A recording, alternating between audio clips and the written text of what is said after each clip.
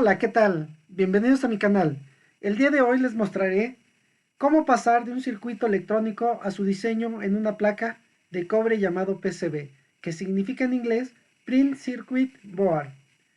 Este circuito impreso es una superficie constituida por caminos o pistas de material conductor sobre la base no conductora, para lo cual lo realizaremos en tres etapas. En la primera de ellas, lo que recomiendo es que se identifiquen los componentes y funcionamiento del circuito electrónico a diseñar. En la segunda, se captura el circuito en la sección de ISIS en el software de Proteus. Y por último, se pasa de la captura en ISIS de Proteus a la parte de Ares del mismo software. Es, en esta sección es donde se realiza el diseño del circuito impreso o circuito también llamado PCB. Para hacer esta demostración en este video, solamente identificaremos las partes de una fuente de energía electrónica regulada simétrica y variable de 1.2 volts hasta 32 volts de corriente directa. Esta puede ser de 1, 2 o 3 amperes dependiendo del transformador que se utilice. También explicaré su funcionamiento del circuito de la fuente variable simétrica. Empecemos. Las partes que lo componen es un fusible de 3 amperes que se conectará en serie, ya sea en el primario o en el secundario del transformador. Se utilizará un transformador con tap central con un voltaje de entrada de 127 volts y una salida de 24, puede ser a 3 o a 1 amper. También estaremos ocupando un puente de diodos, pueden ser un puente de diodos o 4 diodos.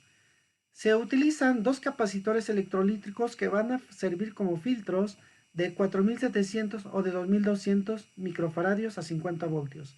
Se utiliza como circuito integrado regulador un positivo llamado LM317 y un negativo LM337. Tenemos aquí dos potenciómetros de 5 kΩ a 10 watts. Se utilizan dos resistencias de 220 ohms que van a estar conectadas en serie con el potenciómetro para hacer la regulación del voltaje y la variación del voltaje. Se utilizan dos filtros capacitivos electrolíticos de 0.1 microfaradio a 50 voltios. Aquí tenemos la imagen de un transformador, de un puente de diodos, y aquí está el encapsulado del LM317 con su configuración de pines y del LM337.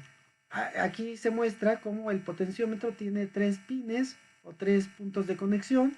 El capacitor electrolítico de 2200 microfaradios en tamaño es de cerca de 7.5 milímetros, mientras que el pequeño está cercano a 3 milímetros. Se van a utilizar una bornera de 3 puntos que van a servir para conectar el secundario del transformador, porque el primario estará conectado a la fuente de energía. Veamos cómo funciona. Esta fuente variable simétrica nos va a proporcionar un voltaje de 1.2 hasta 24 volts positivos y también un voltaje variable desde menos 1.2 hasta 32 volts de corriente directa. En el primario del transformador se conectará a un contacto de 120 volts 60 Hz y en el secundario nos proporcionará 24 volts entre la terminal intermedia y una lateral entre el punto 5 y 6 y 24 de 6 al 8. Este voltaje de corriente alterna de 48 entre 5 y 8 se conectarán a la parte del puente de diodos de corriente alterna. La salida del puente de diodos nos va a dar un voltaje positivo en la pata 4 que se conectará al LM317 en la entrada y a su vez el filtro se colocará entre el positivo y la referencia a tierra que estará conectada al tap intermedio. En su salida se conectará el capacitor de 0.1 microfaradio para evitar las caídas de tensión y para ajustar el voltaje desde 1.2 hasta 32 volts se utiliza el potenciómetro conectado en serie con la de 220. Asimismo, el voltaje negativo se considera desde el negativo del puente de diodos, que será la entrada, y la referencia, que en este caso será positiva.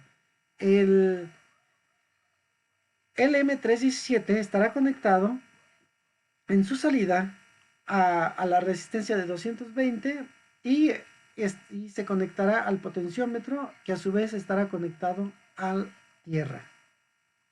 Bueno, eso es todo.